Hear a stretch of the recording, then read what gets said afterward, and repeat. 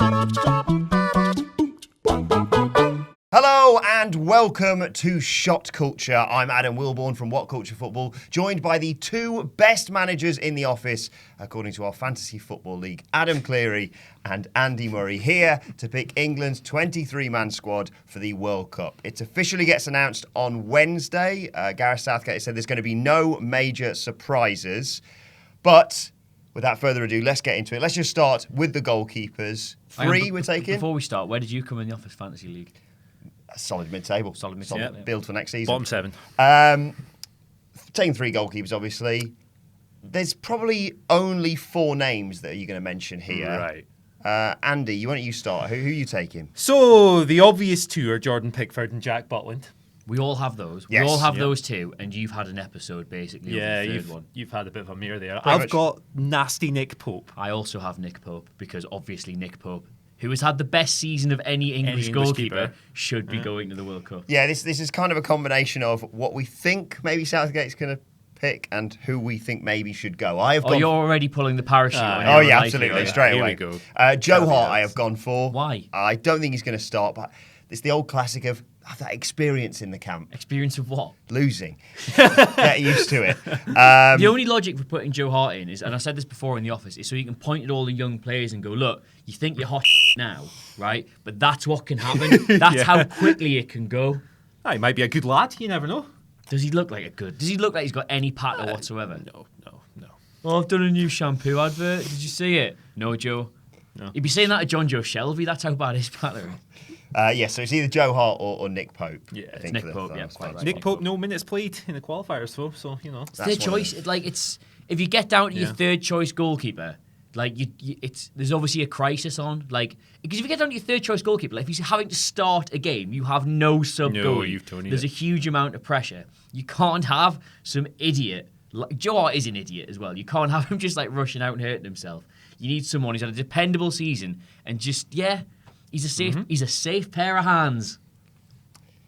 But Gareth Southgate likes Joe Hart, so Yeah, he's Gareth- probably he going to does, go. yeah. Let's move on to the Gareth defenders. Southgate's a nerd. We've got it's kind of a mix here because there's a lot of players you can say, oh well, are they a defender, are they a midfielder? But Adam Cleary, take us through who you're taking to the World Cup in defence. Well, what I've tried to do is obviously he's going to play this whole back three with two wing backs thing. So rather than just picking a big pool of defenders, I've sort of tried to pick the players for the positions and made sure there's cover in all said positions. So I think how have we got? What have we got as a starting? The three main centre backs you'll take, even if it's not three centre backs that'll play the three centre back roles. I think we've all got Stones, Smalling, and Jones. I don't have Chris Smalling. Who have you got? I don't think he trusts him as a starting centre back. He's been playing Kyle Walker on the right. of Yeah, that I know back we've three. got that, but I mean, he'll take him, won't he, Smalling? Are you going Cahill instead? I don't even know. I've got Gary Cahill instead. I don't know about Smalling. We watched that match yesterday. Yeah, he's not. I don't think he's necessarily going to start, but I think he's a shooting for the squad. Well, I've got Stones, Smalling, Jones, and Harry Maguire as the four centre backs. I think he'll I've take. got Harry Maguire there as well. Yeah, I think so. I think those four would make the most sense. Harry Maguire didn't miss a minute this season. Good fact. Was nobody tempted to go with Alfie Mawson or Jamal Lascelles? Or Tarkowski, Tarkowski, something like that. Yeah. Who Paul Merson thought was foreign, or was that just? I don't know if that was a meme I saw, or whether that was I true. would not be It could be surprised. close Seems enough. like something Paul Merson would do.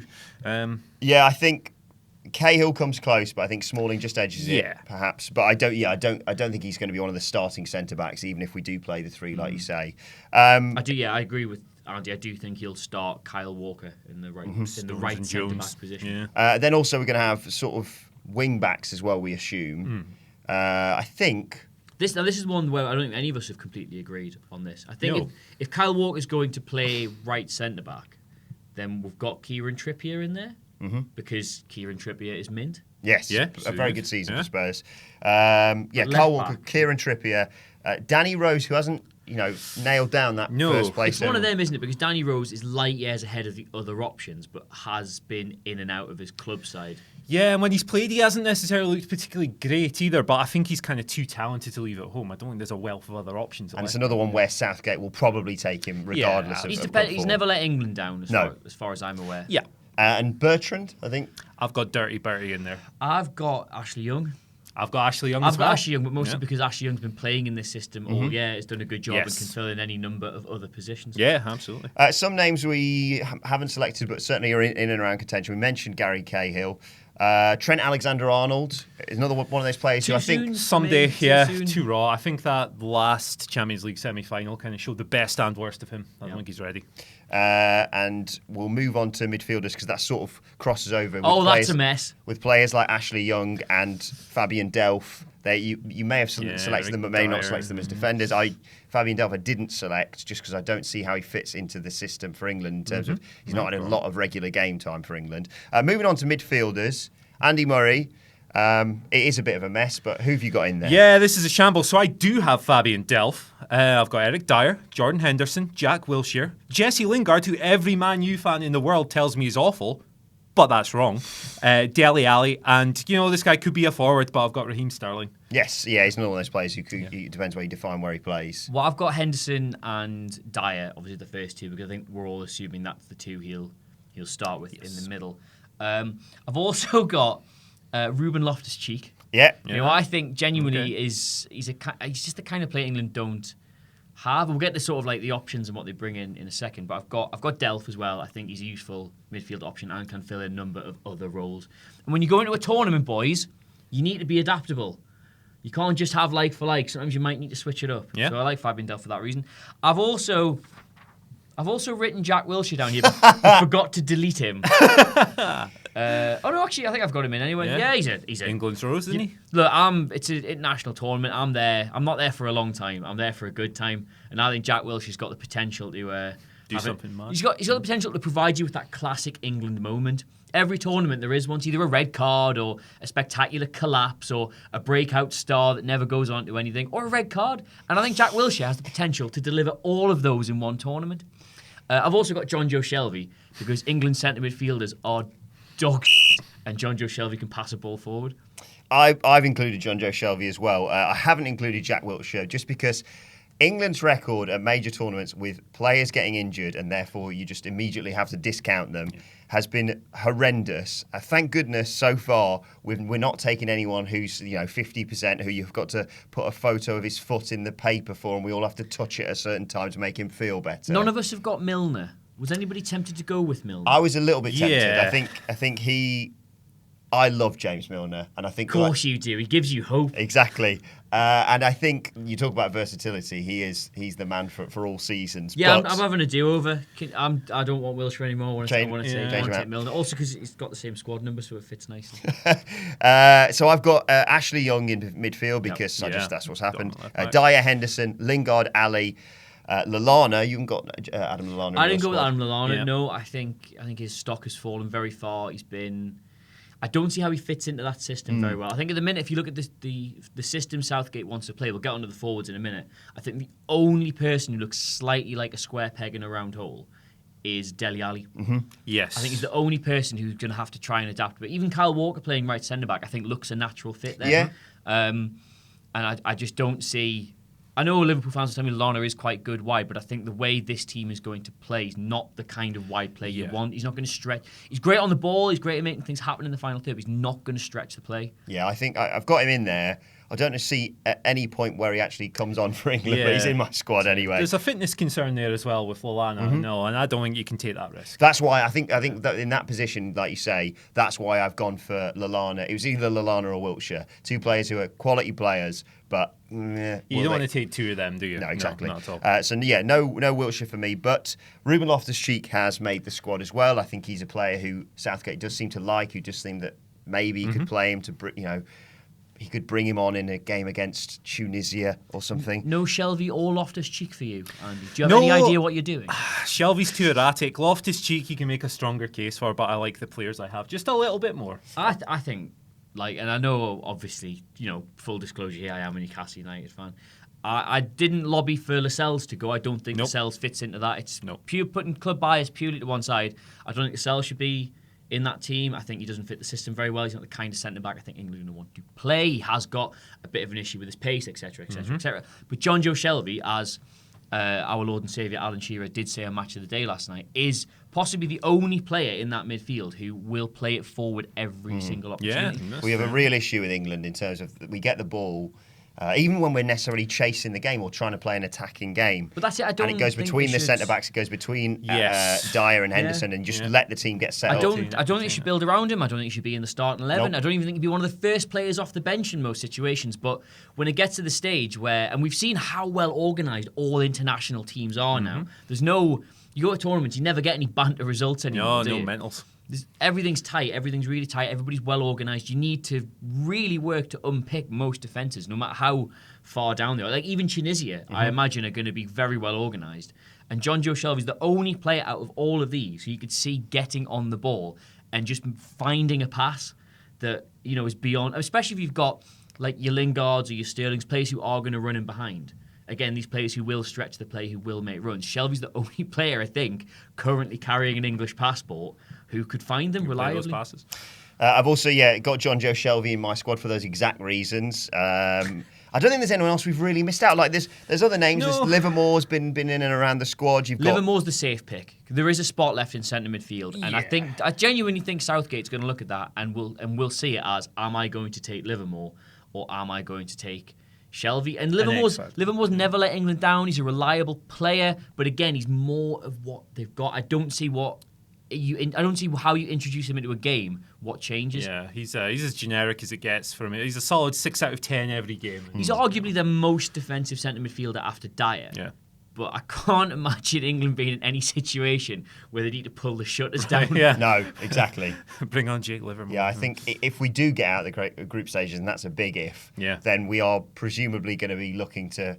Well, we'll have to chase the game against other oppositions because they're far better than England, and certainly at major tournaments they are. So I think Shelvey, he's a cocky player as well at times. I think that's what you need in terms of, well, not cocky, but self-confident, I should say, because like you say, he's one of those players who'll go, like he might get sent off. Yeah, it might probably do will something do. mental. But he also is one of those players who go, well, if I'm going to lose, I'm going to lose trying to do something special. Yeah, rather I'm than going to lose control. I'm going to lose my mind. I'm going to lose my job. Yeah, we might not win, but you'll entertain. It'll be good. Let's move on to the forwards because it depends whether you class Raheem Sterling as a midfielder or as a forward.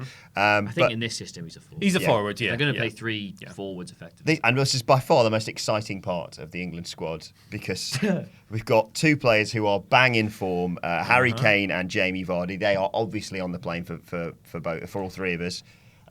Raheem Sterling and Marcus Rashford, one would assume, also make the squad. Any other names that you've got in and around there? Well, about that. I have got Rashford, yes, but Mourinho's been very critical of him this season. So, how much stock you place in the words of Jose Mourinho, whether all these bad results Man United are having are, in fact, the responsibility of a teenager who's been in and out of the squad all year. Yeah, textbook. It's unlike Mourinho to blame a promising young player when things are going wrong. But as Gareth Southgate said, no major surprises. I've gone for Ademola Lookman. Of course. Who's in the hipster pick of my squad, absolutely. He's in a nice bit of form for Leipzig. He's not even your banter pick, is he? No, he's not. We are going to have a section of banter picks at the end here. He's not even your banter pick. If you guys can do that mental gymnastics to justify Jonjo Shelvey, I'm bringing in the big man up front. Ademola Lookman, interesting. Come on then. 4 goals in the Unpack past this. 6 games. Right. Comparable number of assists. Granted, he's not played a lot of football. Over the course of the season, he was obviously frozen out to Everton because Big Sam's a moron. But he's come into his own in this. I don't watch a lot of Bundesliga, but statistically, he's coming into his own in that Leipzig side. I'll say RB Leipzig season ticket holder. Yeah, Andy Murray. Love that fake plastic football team. But no, his numbers are impressive. It's just something a little bit different up front as well, isn't it? It is. And You're right. He can play out wide. He can play behind. We will get to the something different up front, I think, when we get to our wild card picks. Other names in and around there. Danny Welbeck is a name that people are suggesting may well go. He is one of those favourites of Southgate. I think it's similar with Walcott. I think he made a very brave career decision in going to a club where he thought he would get more game time to really establish himself as an international player. I don't think he's done that. I think if you look at the impact someone like Aubameyang's had coming in for Arsenal, that is kind of the impact I think we hoped maybe Danny Welbeck would have. He would come in, he would find a natural role on the side, they would fit around him very well, and he would get goals and goals and goals and goals and goals. But yes, he is still that guy. Like, we can't take that away from him. But again, he's another one who I don't see what introducing him in a game really changes. And England, you would suggest, are going to pick more players in defence and midfield. They usually go for around 4 strikers. Based I can't on the see. system, Okay, if you're including Raheem as a really attacking player, can't see anyone else really getting in there. Dominic Solanke is another name that has been bandied about. Goalkeeper, yeah. Is he in contention, or do you think he just misses out? A bit too young. He's not even that tall. No, Lutty scored a lovely Jimmy Ping yesterday, mind, but nah, I'm no taking him on the plane, lads. Other names, I'm just going to say them Jesse and Lingard, move on. we mentioned him in the midfield category, Yeah. but I think, again, if you look at this system, Jesse Lingard's not going to be playing centre mid alongside Eric Dyer. They've got Harry Kane. That's all there is to it. He's going to play up front. They've got Harry Kane and Jamie Vardy to come on after 65 minutes for most and then games. they've got two wide positions. One of them's obviously going to have to be Sterling the season he's had. And then I think for the other one, you're looking at either Rashford or Lingard. Or Lookman. Or Lookman, but it'll be Dele Alli, who I think is the only sort of slightly awkward fit. And Spurs have tried him left, haven't they, a bit this year with Eriksen in the middle? I know they've rotated them around. He'll probably quite a just lot. get sort of more of a free role, especially if we're considering wing backs. He's probably just going to be one of those who just sits in behind Kane and Which again I think is part of the reason why he'll take someone like Danny Rose, because if you're going to allow a player like Dele Alli, who for all his strengths, and there are many, is not somebody you consider overly disciplined, like overly. I don't mean that in terms of like the inevitable red card he's going to get. By the way, bank on that. By the way, this England scapegoat. Can we do a video on who will England scapegoat? Scapegoat. It'll be Dele Alli this year. I just mean in terms of like he's got that almost Gerrard-like ability to really influence a game, whilst not realizing how much the opposition are using his influence to their own advantage. And I think someone like Danny Rose, who will have played with him at club level, knows kind of how he works on his side. Your scapegoating thing, just to clarify, is that a red card or a dive? Oh, it's anything. It's anything that gets sort of pinned on the game. Okay. So if he dives and gets red carded, or he just, I don't know, misses a sitter, they love a scapegoat. I've not had one in the last few seasons because they've just been that bad. I had horrible visions of the future watching Jordan Pickford on Match of the Day last night, not being able to save most shots that were hit straight at him or just to the side of him. I was going to say, you want a scapegoat for an England side, look no further than the goalkeeper, eh? Scott exactly. Carson, etc. Let's move on to our wild card picks now. This is someone who we don't... Andy Murray thinks Adam Lookman's making the 23, but this is also someone we think probably won't get to the squad, but is someone we'd like to maybe see in there, or just think as someone that could be a very, very outside bet. Someone who's not in the conversation, but should be. Okay. That's what I've gone for. Adam Cleary, who have you gone for? Are you going to start with the main event? Yes. Right, okay. I've gone for Andrew Carroll. Because we talk about influencing games, we talk about changing things up, we talk about having options, being adaptable, throwing surprises, throwing curveballs. Yep, he's nay good, and I will admit that. His record, I checked this before we came on, his record over the last 2 seasons is absolutely diabolical. You're statistically more likely to get a goal by bringing me on, and I'm not even eligible to play for them. I just think, if you're Tunisia and you've defended so earnestly, so admirably, you've put up this rearguard action, you've snuffed out the space, the idiots haven't even brought Jonjo Shelvey to unlock you, all of a sudden... on he comes. Tying that ponytail.